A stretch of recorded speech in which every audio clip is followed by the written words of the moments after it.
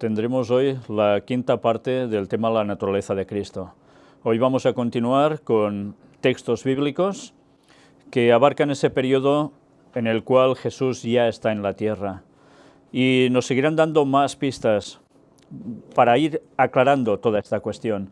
Pero también vamos a tener unas primeras citas de Ellen White que nos seguirán dando aún una luz más meridiana al respecto y que vale la pena que conozcamos, porque aún hay muchas personas que después de todo lo que hemos presentado hasta aquí, aún van poniendo peros a las cuestiones cuando ya tan claro es. Pues bien, veremos si después de presentar todo el resto de temas que aún faltan, no hoy, sino aún en otros días, por fin la luz amanece, porque ya va tocando. Vamos a pedirle al Señor en oración que nos ayude a ello. Padre nuestro, Señor, como siempre nos ponemos en tus manos para que seas tú el que nos vaya guiando a toda la verdad. Que el Espíritu Santo nos ayude a comprender, nos ayude a captar, a saber discernir. Y pisa nuestro orgullo, Señor. Písalo tanto como puedas, para que quede con claridad tu palabra, tu enseñanza, tu verdad, única y exclusiva. Y te pedimos que la hagas nuestra por siempre. Y que nos ayudes a apartarnos de prejuicios, preconceptos y tonterías que tengamos. Porque con todo eso vamos a ir en error y de error en error y a perdernos. Y no queremos eso, Señor. Ayúdanos a estar todos unidos en un mismo sentir, en una misma fe. Bendícenos. En el nombre de Jesús y por el perdón de todos nuestros pecados te lo pedimos. Amén. Bien, una vez más tenemos dos imágenes que vale la pena destacar. Una es la que tenemos en portada, el momento del nacimiento de Cristo, del cual ya hemos visto algunas cosas. Pero todo lo que vamos a ver hoy, en definitiva, tiene que ver de todo ese proceso de la vida de Cristo, desde el nacimiento hasta la imagen que tenéis a mis espaldas, cuando prácticamente ya llegan sus momentos finales. Toda la vida de Cristo denotaba algo, cómo era Él, y eso es lo que nos interesa conocer, porque eso, todo lo revelado, es vital para nuestra salvación. Vamos ya, sin más, a continuar viendo esos textos que tienen que ver con la naturaleza física, mental y moral de Cristo, por supuesto. Y como os decía ya la anterior vez, no vamos a separar las cuestiones porque muchos textos y muchas citas de Ellen White implican un poco de todo, a veces en el mismo texto. Por lo tanto, deberemos diferenciar cada aspecto de él en cada texto, en cada cita. Vamos a donde nos quedamos, en Romanos capítulo 8, versículo 3, porque va a servir para darnos cuenta de algo muy importante. Porque lo que era imposible para la ley, por cuanto era débil por la carne, Dios, enviando a su Hijo en semejanza de carne de pecado y a causa del pecado, condenó al pecado en la carne. Hay una palabra aquí que es clave. Es clave para no malinterpretar cómo era Cristo. Dios envía a su Hijo en semejanza de carne de pecado. ¿Dice igual en carne de pecado?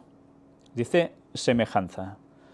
Si nosotros no sabemos diferenciar entre semejanza e igualdad, en ser igual, tenemos un grave problema, porque eso es lo que precisamente lleva a muchos a error tras error. Y parte todo de aquí, y es una palabra que veremos que tiene repetidas veces aparición en el texto bíblico, y precisamente respecto a Jesús. Dice que envía a su Hijo en semejanza de carne de pecado, o sea, semejante ¿a quién? A cualquiera de nosotros, ¿no? Todos somos carne de pecado a causa del pecado, claro, viene Jesús. Pues vamos a ver aún un texto más, en otra versión, es el mismo, pero no es en la Reina Valera de 1960, sino es la versión Dios habla hoy, Romanos 8:3. Porque Dios ha hecho lo que la ley de Moisés no pudo hacer, pues no era capaz de hacerlo debido a la debilidad humana. No era capaz de hacerlo debido a la debilidad humana. Es una buena referencia para decir que el ser humano por sí mismo es incapaz ya de poder sobresalirse con la ley. Dios envió a su propio Hijo en condición débil, como la del hombre pecador, y como sacrificio por el pecado. Dice como la del hombre pecador, y como sacrificio por el pecado, para de esta manera condenar al pecado en esa misma condición débil. Aquí no utiliza la palabra semejanza, dice en condición débil como la del hombre pecador. Pero otra versión, la Nueva Versión Internacional, dice: en efecto, la ley no pudo liberarnos porque la naturaleza pecaminosa anuló su poder. Por eso Dios envió a su propio Hijo en condición semejante a nuestra condición de pecadores, para que se ofreciera en sacrificio por el pecado. Así condenó Dios al pecado en la naturaleza humana. Lo condenó en la naturaleza humana. Aquí sí que utiliza semejante. Pero ahora, quizás, si no tenemos ese concepto claro, vamos a recurrir, pues, a un diccionario. Sí, parece de Barrio Sésamo, pero es lo que debemos hacer. Diferencia entre semejante e igual. ¿Existe? Pues sí. Semejante, que se parece a una persona o cosa. Dice que se parece. ¿Que se parece quiere decir que es exactamente igual? ¿O igual? No, se parece. Por tanto, Jesús se parece a una persona como nosotros. ¿Pero es igual? No se utiliza la palabra igual. Pero vamos a ver qué significa igual. De la misma naturaleza, cantidad o calidad de otra persona o cosa. Por tanto, ¿exactamente como nosotros, Cristo? No, porque eso sería ser igual, de la misma naturaleza, cantidad o calidad que nosotros. Pero no, es semejante, no igual. Por tanto, vino en apariencia de, pero no era como exactamente nosotros. Si eso no lo terminamos de captar, enseguida es cuando empezamos a caer en especulaciones. Y evidentemente diremos que sí, que era exactamente igual que nosotros, y entonces sí que nos sirve para que podamos ser salvos, si no, no. Pues no, señores. Él vino con una diferencia con nosotros. Y eso lo hemos de asumir. Y eso no quita que no podamos ser salvos por esa cuestión. Nada que ver. Sigamos, porque aún hay muchos más textos, pero era necesario clarificar que semejante no es ser igual. Y eso especialmente para las personas que dicen que sí, que Jesús era exactamente como nosotros. Por favor, no malinterpretemos los textos bíblicos porque no van por ahí. Y eso nos lleva a errores. Sigamos viendo otros textos. Gálatas 4:4. Pero cuando vino el cumplimiento del tiempo, Dios envió a su Hijo nacido de mujer y nacido bajo la ley. El cumplimiento del tiempo, en la escuela sabática se estaba hablando de eso.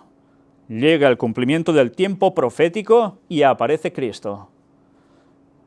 Ahora comparativa, va a llegar el cumplimiento del tiempo profético y va a aparecer Jesús por segunda vez, es lógico. Ni antes ni después, cuando toca, como siempre.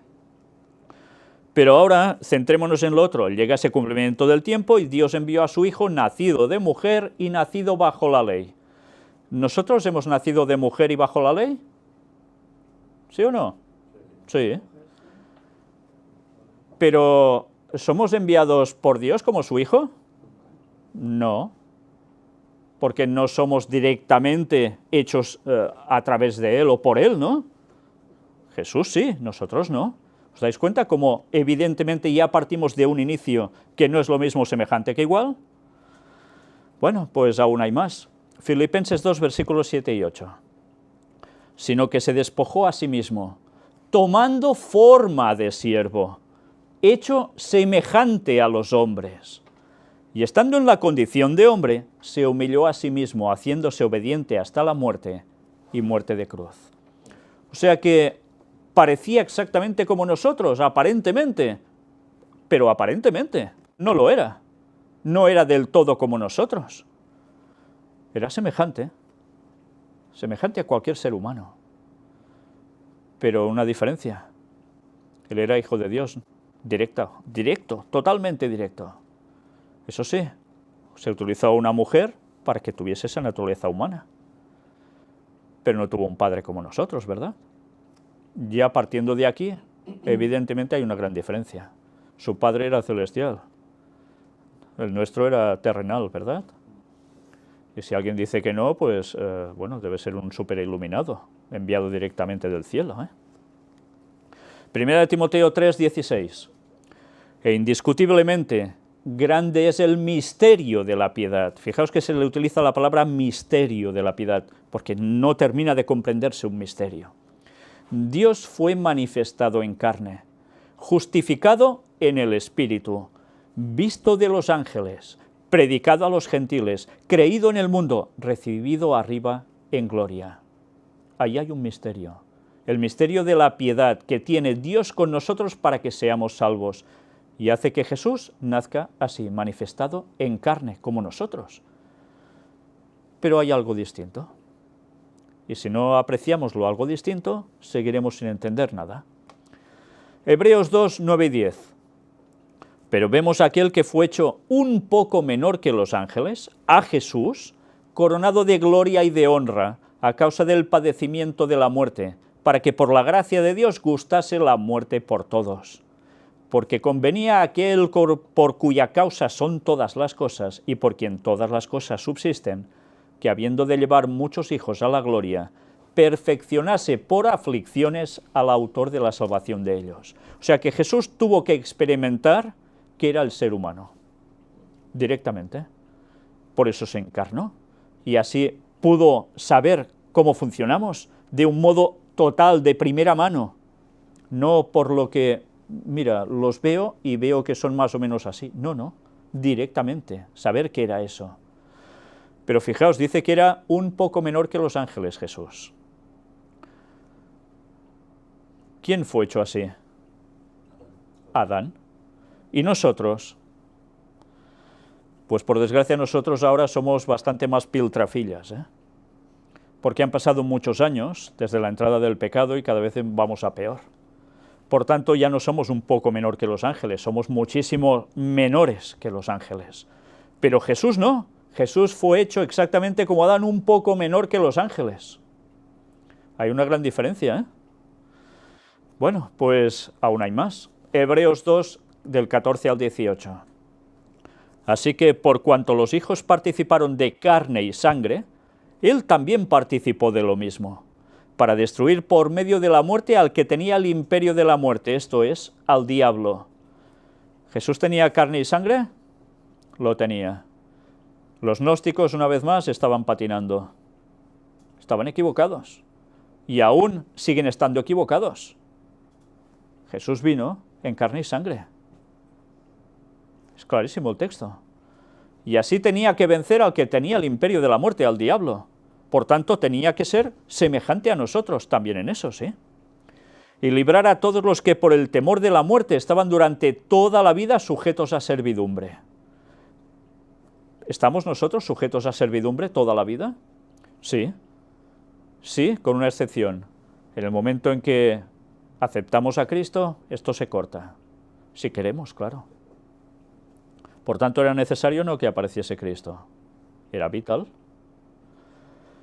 Porque ciertamente no socorrió a los ángeles, sino que socorrió a la descendencia de Abraham. Vino a socorrer a los hombres, no a los ángeles. ¿Por qué dice que no socorrió a los ángeles? ¿Los ángeles necesitan ser socorridos? Hablemos de dos tipos de ángeles. Hay los que han caído, los que siguen fieles a Dios. Los que siguen fieles a Dios, evidentemente, no tienen ningún problema. Pero los que han caído, ¿por qué no viene a socorrer a los ángeles? A los ángeles caídos. Porque ya no hay solución. Ya se sentenciaron, ya no quisieron cambiar, han seguido a Lucifer, a Satanás hasta el fin, y lo van a seguir hasta el fin, ya no van a cambiar. Por eso no hay socorro ya para ellos. El que es demonio seguirá siendo demonio hasta el final. Vino a socorrer a los hombres, porque los hombres aún tenían la facultad, y tenemos la facultad de poder cambiar. Y gracias a Dios muchos lo han hecho a lo largo de la historia, ¿no? Por lo cual debía ser en todo semejante a sus hermanos, para venir a ser misericordioso y fiel sumo sacerdote en lo que a Dios se refiere, para expiar los pecados del pueblo. Fijaos que vino en todo semejante a nosotros, pero para poder hacer algo, tener misericordia y ser fiel sumo sacerdote. ¿Nosotros podemos ser fieles sumos sacerdotes? Bueno, podemos ser sacerdotes, ¿verdad que sí? Claro, eso se nos dice en los textos de Isaías también. Pero ¿podemos ser el sumo sacerdote? El sumo sacerdote es el que media. Pues no podemos hacer el papel de sumo sacerdote. Ese papel solo es Cristo. Y el sumo sacerdote en el Antiguo Testamento solo apuntaba al papel de Cristo, no a ninguno de nosotros. Pues en cuanto él mismo padeció siendo tentado, es poderoso para socorrer a los que son tentados. Por experiencia. Sabe lo que es eso. Por eso puede ayudarnos. Pero él fue tentado. Es curioso, vino como Adán. ¿Y Adán fue tentado? Fue tentado. ¿Cayó? Cayó, sí. ¿Y Jesús viene como Adán? ¿Es tentado? Sí, es tentado. ¿Pero cae? No, no cae. Y ahí la gran diferencia. Nosotros somos semejantes a Cristo, o Él era semejante a nosotros, sí, pero nosotros todos hemos caído. Nosotros sí que hemos sido iguales a Adán en este caso, ¿eh? Bueno, pues vamos a Hebreos 4:15. Porque no tenemos un sumo sacerdote que no pueda compadecerse de nuestras debilidades, sino uno que fue tentado en todo según nuestra semejanza, pero sin pecado. Otro texto para la discusión, ¿eh? Si fue tentado en todo según nuestra semejanza, entonces es que era exactamente igual que nosotros. Bueno, pues deberemos aclarar esto, no solo ya con todo lo que hemos visto, sino también con citas de Ellen White. Porque a veces se lo dice un servidor, parece ser que se lo inventa, pero se lo dice Ellen White, al menos los que son adventistas y creen en el espíritu de profecía manifestado a través de Ellen White, creen en eso. Cada vez menos, por cierto, por desgracia. Bueno, pues fue tentado en todo según nuestra semejanza. ¿Eso quiere decir que fue tentado exactamente igual que nosotros? ¿Tuvo lo mismo de tentaciones? Él tuvo una diferencia con nosotros. A vosotros, si os dice Satanás que conviertas una piedra en pan, ¿qué? ¿Eso va a ser una tentación para ti?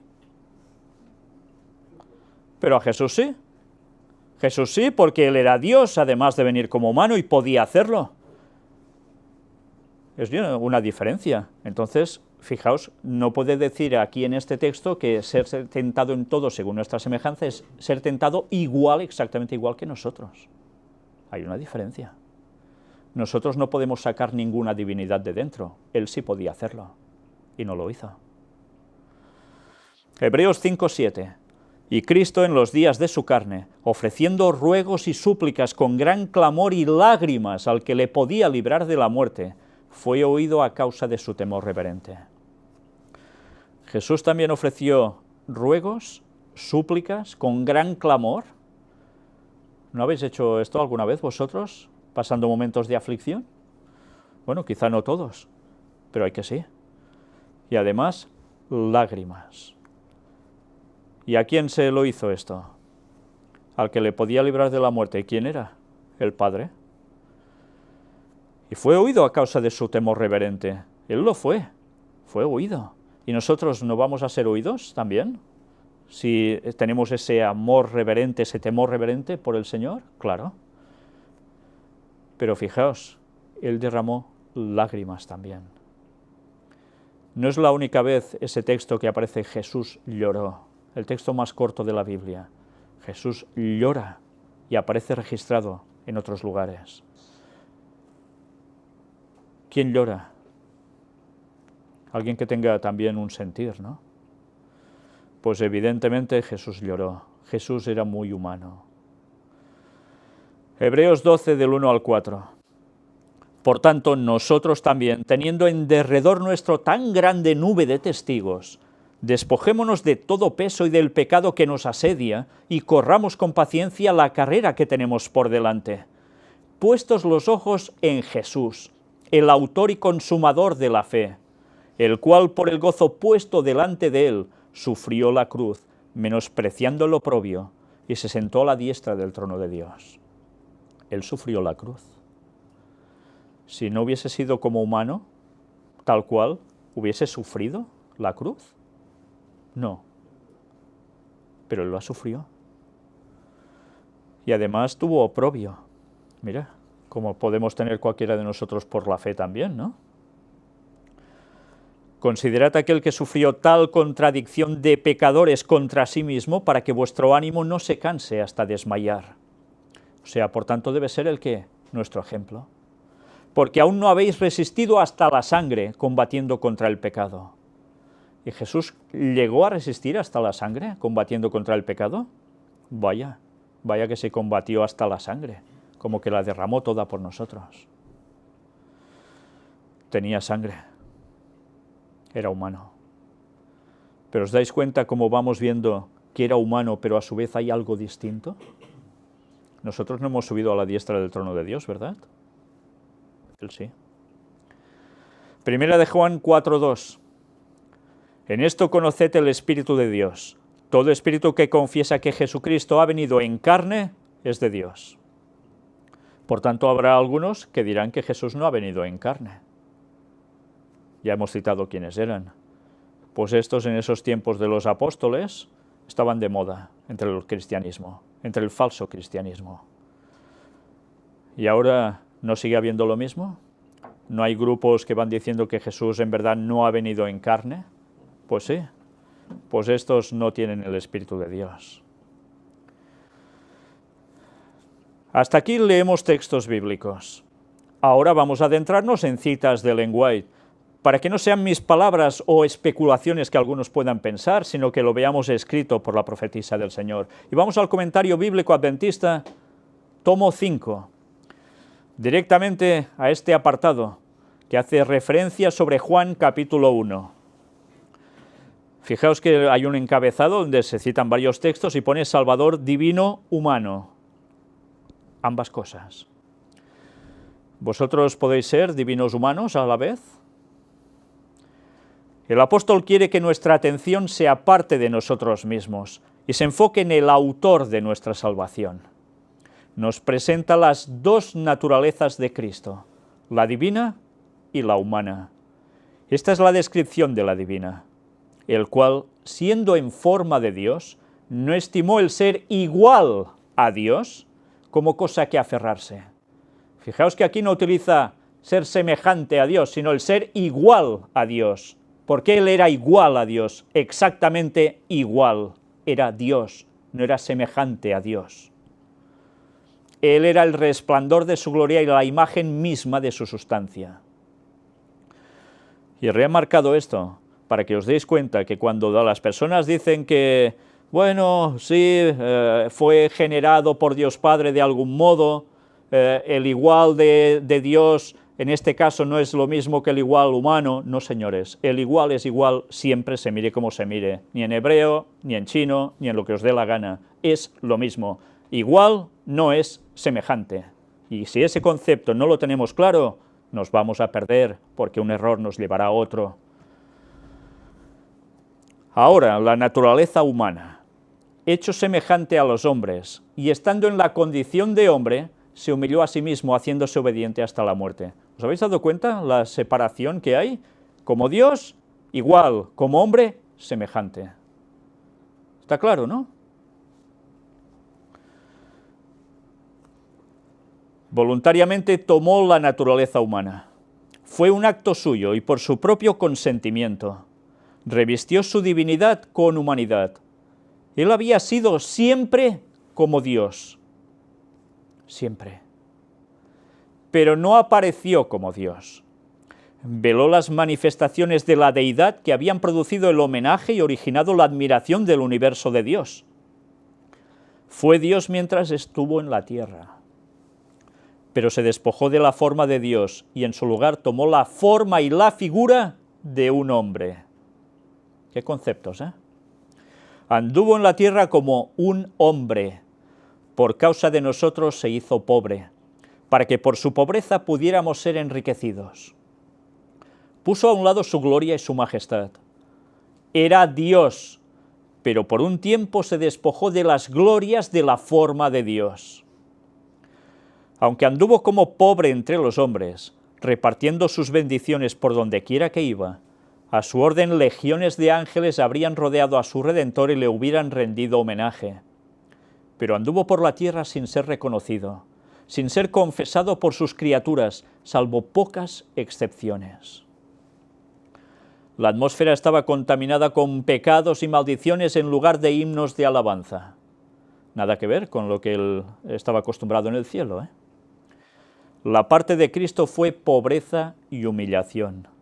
Mientras iba de un lado a otro cumpliendo su misión de misericordia para aliviar a los enfermos, para reanimar a los deprimidos, apenas si una voz solitaria lo llamó bendito, y los más encumbrados de la nación lo pasaron por alto con desprecio. Cuesta entender eso, ¿eh? Cuesta entender. Y viéndolo físicamente allí con ellos.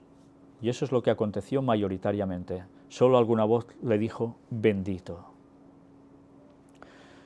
Y luego nos extraña si a nosotros no nos hacen caso cuando hablamos de la palabra de Dios, cuando lo predicamos, y se ponen contra nosotros. Esto contrasta con las riquezas de gloria, con el caudal de alabanza que fluye de lenguas inmortales, con los millones de preciosas voces del universo de Dios en himnos de adoración. Pero Cristo se humilló a sí mismo y tomó sobre sí la mortalidad. O sea que vino pudiendo ser mortal. Como miembro de la familia humana, era mortal, pero como Dios era la fuente de vida para el mundo. Como humano podía morir, pero a su vez como Dios podía dar la salvación eterna. En su persona divina podría haber resistido siempre los ataques de la muerte y haberse negado a ponerse bajo el dominio de ella. Sin embargo, voluntariamente entregó su vida para poder dar vida y sacar a la luz la inmortalidad. ¿Alguno de nosotros podía hacer eso? ¿Os dais cuenta cómo era semejante, no igual? Llevó los pecados del mundo y sufrió el castigo que se acumuló como una montaña sobre su alma divina. Entregó su vida como sacrificio para que el hombre no muriera eternamente. No murió porque estuviese obligado a morir, sino por su propio libre albedrío. Esto era humildad. Todo el tesoro del cielo fue derramado en una dádiva para salvar al hombre caído. Cristo reunió en su naturaleza humana todas las energías vitalizantes que los seres humanos necesitan y deben recibir. Interesante este aspecto, ¿eh? Admirable combinación de hombre y Dios. Y lo pone en exclamación Ellen White, ¿eh? Admirable combinación de hombre y Dios. ¿Podemos decirlo lo mismo nosotros? ¿De nosotros mismos? ¿Verdad que no? Cristo podría haber ayudado su naturaleza humana para que resistiera a las incursiones de la enfermedad, derramando en su naturaleza humana vitalidad y perdurable vigor de su naturaleza divina. Pero se rebajó hasta el nivel de la naturaleza humana. Lo hizo para que se pudieran cumplir las Escrituras, y el Hijo de Dios se amoldó a ese plan, aunque conocía todos los pasos que había en su humillación, los cuales debía descender para expiar los pecados de un mundo que, condenado, gemía. ¡Qué humildad fue esta! Maravilló a los ángeles. La lengua humana nunca podrá describirla. La imaginación no puede comprenderla. El Verbo eterno consintió en hacerse carne. Dios se hizo hombre. Fue una humildad maravillosa. Y es para meditarlo toda la vida. Pero aún descendió más. El hombre, Jesús, debía humillarse como un hombre que soporta insultos, reproches, vergonzosas acusaciones y ultrajes. Parecía no haber lugar para él en su propio territorio. Tuvo que huir de un lugar a otro para salvar su vida. Fue traicionado por uno de sus discípulos, fue negado por uno de sus más celosos seguidores. Se mofaron de él. Fue coronado con una corona de espinas, fue azotado, fue obligado a llevar la carga de la cruz. No era insensible a este desprecio y a esta ignominia. Él sentía. Se sometió, pero ¡ay!, sintió la amargura como ningún otro ser podía sentirla. Era puro, santo e incontaminado, y sin embargo fue procesado criminalmente como un delincuente. El adorable Redentor descendió desde la más elevada exaltación. Paso a paso se humilló hasta la muerte. Pero ¿qué muerte? Era la más vergonzosa, la más cruel, la muerte en la cruz como un malhechor. No murió como un héroe ante los ojos del mundo, lleno de honores como los que mueren en la batalla. Murió como un criminal condenado, suspendido entre los cielos y la tierra. Murió tras una lenta agonía de vergüenza, expuesto a los vituperios y afrentas de una multitud relajada, envilecida y cargada de crímenes. Todos los que me ven me escarnecen, estiran la boca, menean la cabeza. Salmo 22:7. ¿Os habíais fijado en este texto? Hace referencia a lo que le iban a hacer a Jesús, y así le hicieron. Era profecía. Todos los que me ven me escarnecen. Todos los que lo estaban viendo hacían eso en la cruz. Pero además no se quedaban con esto. Estiran la boca. ¿Qué es estirar la boca? Se cogen un dedo por cada extremo de la boca, se la abren y ¿qué hacen? Sacar la lengua, hacer el tonto, ¿no? ¿Para qué? Para burlarse. Eso le hacían a Jesús. Y luego encima va añadiendo más cosas. Menean la cabeza. Ay, ya lo sabéis, ¿eh? Y todo esto soportándolo Jesús, el creador de todos ellos. Es impresionante lo que llegó a aguantar para que fuésemos salvos. Es que no se puede describir. ¿Cómo no vamos a estar toda la eternidad meditando en tanto amor? Fue contado entre los transgresores. Expiró en medio de burlas y renegaron de él sus parientes según la carne. Hasta sus parientes renegaron allí, ¿eh? Pero mirad, ahora nos hace una descripción de alguien. Su madre contempló su humillación y se vio forzado a ver la espada que atravesaba el corazón de ella. O sea que María estaba allí, la madre de Jesús. Y María estaba sufriendo, viendo la humillación que le daban a su hijo, que además sabía quién era de sobra su hijo. Y Jesús, desde la cruz, tuvo que también contemplar ese peso que estaba destrozando a su madre, por lo que le estaban haciendo a él.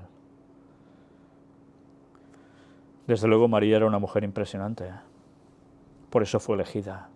Pero una vez más, una cosa es esto, y otra cosa es decir que está en el cielo intercediendo por nosotros y que fue inmaculada, porque todos pecaron, incluido ella. Ella también necesitó de la muerte de Cristo en la cruz para poder ser salva.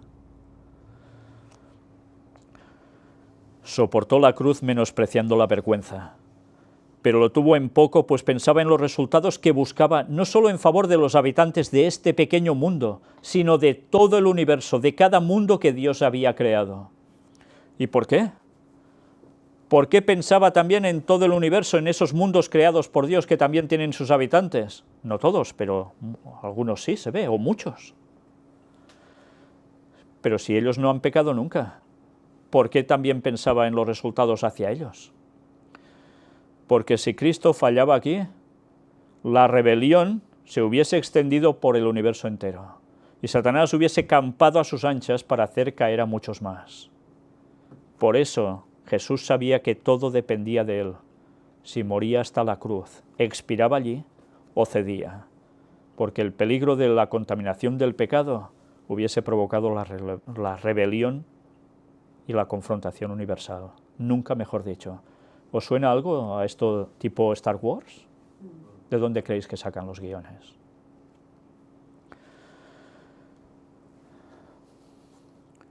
Cristo tenía que morir como sustituto del hombre. Sustituto del hombre. Por tanto, ningún hombre podía hacer esto. Él sí. El hombre era un criminal condenado a muerte por la transgresión de la ley de Dios, un traidor, un rebelde. Pero no uno de ellos, todos. Cualquier ser humano es esto, porque desde pequeño, ¿quién no ha pecado? Sí, tendencia al mal y haciendo alguna tontería, ¿verdad? Todos. Por eso solo él podía hacer esto. Por lo tanto, el sustituto del hombre debía morir como un malhechor, porque Cristo estuvo en el lugar de los traidores, con todos los pecados acumulados por ellos sobre su alma divina. Todos los pecados de todo el mundo. No era suficiente que Jesús muriera para satisfacer completamente las demandas de la ley quebrantada, sino que murió una muerte oprobiosa, encima lo peor. El profeta presenta al mundo las palabras de Cristo: no escondí mi rostro de injurias y esputos. Lo estaba diciendo un profeta, y así sucedió. No escondí mi rostro de injurias y esputos. Jesús estuvo aguantando allí las injurias, los escupitajos que le pegaban. Teniendo en cuenta todo esto, ¿pueden albergar los hombres una partícula de exaltación propia? Mientras reconstruyen la vida, los sufrimientos y la humillación de Cristo, ¿pueden levantar la orgullosa cabeza como si no tuvieran que soportar pruebas, vergüenza o humillación? ¿Cuántas personas, ay, es que a mí me pasa esto, ay, que todo me pasa a mí? Si mirásemos a Cristo en la cruz, mentalmente pensáramos en eso, siendo Él quien era, qué pronto se nos acababan los ayes, ¿verdad? Qué pronto, pero cuánto nos gusta quejarnos. ¿Y eso qué significa? Orgullo. Digo a Cristo, mirad el Calvario y sonrojaos de vergüenza por vuestras ideas arrogantes. Toda esta humillación de la majestad del cielo fue por causa del hombre culpable y condenado. Cristo descendió más y más en su humillación, hasta que no hubo profundidades más hondas donde pudiera llegar para elevar al hombre, sacándolo de su contaminación moral. Llegó hasta abajo de todo para subirnos a nosotros arriba de todo. Todo esto fue por vosotros que lucháis por la supremacía, por el orgullo, por el ensalzamiento humano, que teméis no recibir toda esa deferencia, ese respeto del concepto de los humanos, que pensáis que os corresponde. ¿Es esto parecerse a Cristo? Vaya reprimenda nos pega, No me extraña que haya tantos que digan, hoy no era inspirada. ¿Por qué? Porque claro, si tienen que aplicarse todo esto, es aplicarse una bofetada tremenda a ellos mismos. El maldito orgullo es el que hace decir, no era inspirada. Haya pues en vosotros este sentir que hubo también en Cristo Jesús. Murió en expiación y para convertirse en modelo de todo el que desee ser su discípulo. ¿Albergaréis egoísmo en vuestro corazón? ¿Y ensalzarán vuestros méritos lo que no tienen delante de ellos a Jesús como modelo? No tenéis mérito alguno, salvo a los que recibáis mediante Jesucristo. ¿Albergaréis orgullo después de haber contemplado a la deidad que se humillaba y que después se rebajó como hombre hasta que no hubo nada más bajo a lo cual pudiera descender? Espantaos, cielos, y asombraos vosotros, habitantes de la tierra, porque así se recompensará a nuestro Señor. ¡Qué desprecio, qué maldad, qué formalismo, qué orgullo, qué esfuerzos hechos para ensalzar al hombre y glorificar al yo, cuando el Señor de la gloria se humilló a sí mismo y por nosotros agonizó y murió una muerte oprobiosa en la cruz! Es para pensar. Cristo no podría haber venido a la tierra con la gloria que tenía en los atrios celestiales. Los seres humanos pecadores no podrían haber soportado el espectáculo. Él veló su divinidad con la vestidura de la humanidad, pero no se desprendió de su divinidad. ¿Podemos llegar a captar todo esto en su máxima profundidad? Nos es imposible, pero sucedió. Y eso es lo que sabemos, que sucedió. Y eso ya es suficiente para saber lo que necesitamos para conseguir nuestra salvación. No hace falta ir más allá de lo que se nos ha revelado, o que nuestras mentes finitas no pueden llegar a comprender. Como Salvador divino humano, vino para estar a la cabeza de la raza caída, a compartir sus experiencias desde su niñez hasta la virilidad. Compartir sus experiencias, desde niño hasta que llegó a ser hombre adulto.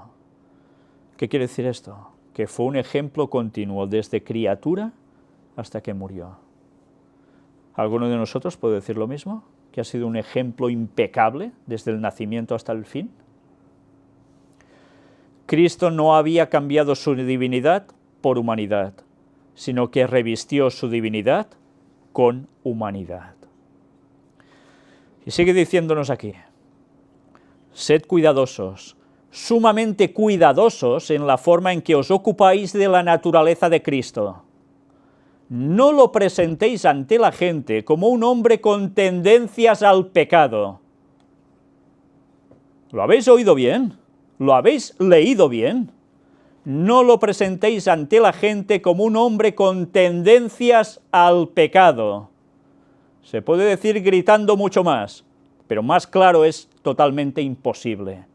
Señores adventistas o que os decís adventistas, pastores incluidos, que seguís predicando que él tenía tendencia al pecado, estáis yendo contra la palabra de Dios, contra todo lo que hemos mostrado en textos bíblicos y contra el espíritu de profecía. Y aún tantos, en vez de ser ovejas, quieren ser borregos y seguir a dignatarios, pastores de risa, que encima que os toman el dinero os mienten y os llevan a la perdición. A ver si reaccionamos ya de una vez y vamos a la fuente, a los escritos, y nos dejamos de tonterías. El fin se acerca y no podemos perdernos por falsos conceptos. La verdad es una y debe ser seguida. No hay más. Y mirad qué nos dice aún ahora, qué añade. Él es el segundo Adán. El primer Adán fue creado como un ser puro y sin pecado, sin una mancha de pecado sobre él. Era la imagen de Dios. Podía caer y cayó por la transgresión. Por causa del pecado su posteridad nació con tendencias inherentes a la desobediencia. ¿Qué dice? Por causa del pecado su posteridad, las generaciones que fueron naciendo después, ¿qué sucedió con ellos? Nacimos todos con tendencias inherentes a la desobediencia. Todos, no se escapaba ni uno, ni la Virgen María, señores, ninguno, todos con tendencia a desobedecer. ¿Jesús también? Veremos qué nos dice. Pero Jesucristo era el unigénito Hijo de Dios. Tomó sobre sí la naturaleza humana y fue tentado en todo sentido como es tentada la naturaleza humana. Podría haber pecado, podría haber caído, pero en ningún momento hubo en él tendencia alguna al mal. ¿Más claro? Fue asediado por las tentaciones en el desierto como lo fue Adán por las tentaciones en el Edén. Evitad toda cuestión que se relacione con la humanidad de Cristo que pueda ser mal interpretada. ¿Vamos a seguir sus consejos o seguiremos diciendo sandeces absolutas? Podemos decir lo que está revelado y lo que es claro, y no podemos cambiar lo que es verdad. La verdad y la suposición tienen no pocas similitudes. Al tratar de la humanidad de Cristo necesitáis ser sumamente cuidadosos en cada afirmación, para que vuestras palabras no sean interpretadas haciéndoles decir más de lo que dicen, y así perdáis o oscurezcáis la clara percepción de la humanidad de Cristo combinada con su divinidad. Su nacimiento fue un milagro de Dios, pues el ángel dijo: y ahora concebirás en tu vientre, y darás a luz un hijo, y llamarás su nombre Jesús. Este será grande y será llamado Hijo del Altísimo, y el Señor Dios le dará el trono de David su padre, y reinará sobre la casa de Jacob para siempre, y su reino no tendrá fin. Entonces María dijo al ángel: ¿cómo será esto? Pues no conozco varón. Respondiendo el ángel le dijo: el Espíritu Santo vendrá sobre ti, y el poder del Altísimo te cubrirá con su sombra, por lo cual también el santo ser que nacerá será llamado Hijo de Dios. Por eso es llamado Hijo de Dios, por este momento, no porque sea hijo literal de Dios en el cielo. ¿Alguno de vosotros ha nacido así? ¿Ha venido el Espíritu Santo y ha cubierto a vuestra madre para que nacieseis vosotros? Semejantes, no iguales. Estas palabras no se refieren a ningún ser humano, excepto al Hijo del Dios infinito. Nunca dejéis en forma alguna la más leve impresión en las mentes humanas de que una mancha de corrupción o una inclinación hacia ella descansó sobre Cristo, o que en alguna manera se rindió a la corrupción. Y aún hay tantos pastores y otros que siguen diciendo que sí. Pues señores, o sois adventistas o sois otra cosa, pero no digáis que sois adventistas cuando estáis diciendo lo que no es cierto. Fue tentado en todo como el hombre es tentado, y sin embargo, él es llamado el santo ser. Que Cristo pudiera ser tentado en todo como lo somos nosotros, y sin embargo fuera sin pecado, es un misterio que no ha sido explicado a los mortales. La encarnación de Cristo siempre ha sido un misterio y siempre seguirá siéndolo. Lo que se ha revelado es para nosotros y para nuestros hijos, pero que cada ser humano permanezca en guardia para que no haga a Cristo completamente humano, como uno de nosotros, porque esto no puede ser. No es necesario que sepamos el momento exacto cuando la humanidad se combinó con la divinidad. Debemos mantener nuestros pies sobre la roca Cristo Jesús, como Dios revelado en humanidad. ¿Más claro? ¿No fue clara Ellen White en todo esto? Nosotros lo hemos interpretado sobre los textos bíblicos. Ella nos lo dice ya claramente. Y aún hay tantos que siguen predicando mentiras. Y otros tantísimos que se las tragan.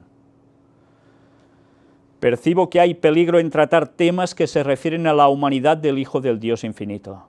Él se humilló cuando vio que estaba en forma de hombre para poder comprender la fuerza de todas las tentaciones que acosan al hombre. El primer Adán cayó, el segundo Adán se aferró a Dios y a su palabra bajo las circunstancias más angustiosas, y no vaciló ni por un momento su fe en la bondad, la misericordia y el amor de su Padre. Escrito está, fue su arma de resistencia, y esta es la espada del Espíritu que debe usar todo ser humano. No hablaré ya mucho con vosotros, porque viene el príncipe de este mundo, y él nada tiene en mí. Nada que responda a la tentación. En ninguna ocasión hubo una respuesta a las muchas tentaciones de Satanás. Cristo no pisó ni una vez el terreno de Satanás para darle ventaja alguna. Satanás no halló en él nada que lo animara a avanzar. Bien, hay más lectura. Nosotros vamos a dejarlo aquí. Creo que solo con lo que hemos leído, básicamente ya en este último apartado, es para que la gente que aún cree lo contrario se lo plantee seriamente. Y que vaya a estos señores pastores, dirigentes, diáconos, ancianos y predicadores y lo que se llamen, y les digan, hermanos, estáis equivocados.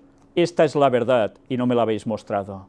Y si sois sinceros y sois hijos de Dios, deberéis aceptarla y cambiar vuestra enseñanza, en vez de seguir llevando a la gente al lado equivocado. ¿Lo vais a hacer? Si no lo hacéis, estaréis participando de lo mismo que ellos. El pueblo de Dios del tiempo del fin será de un Señor, una fe y un bautismo, y una fe incluye una auténtica fe en las verdaderas doctrinas y no en falsedades, errores y engaños. O sois pueblo de Dios, os vais a quedar fuera. Y eso nos incluye a todos, y todos debemos plantearnos esto. Si una verdad es verdad, hay que cogerla, y hay que aceptarla, amarla, vivirla y predicarla. De lo contrario, no somos de Dios. Debemos pensar mucho en eso, porque nos va la salvación. Y Satanás hará siempre todo lo posible para confundir a su pueblo. Solo vamos a vencer unidos en Cristo. No vamos a vencer cada uno por su lado haciendo su batallita. El pueblo de Dios debe ser uno con Cristo como Señor. Y a Él debemos someternos y a su verdad exclusiva. Que Dios nos bendiga y nos ayude a hacerlo siempre. Amén. Este tema tendrá continuación, ya lo ves. Y aún deberemos ver más citas de Ellen White que no tienen desperdicio. Vamos a concluir con una oración.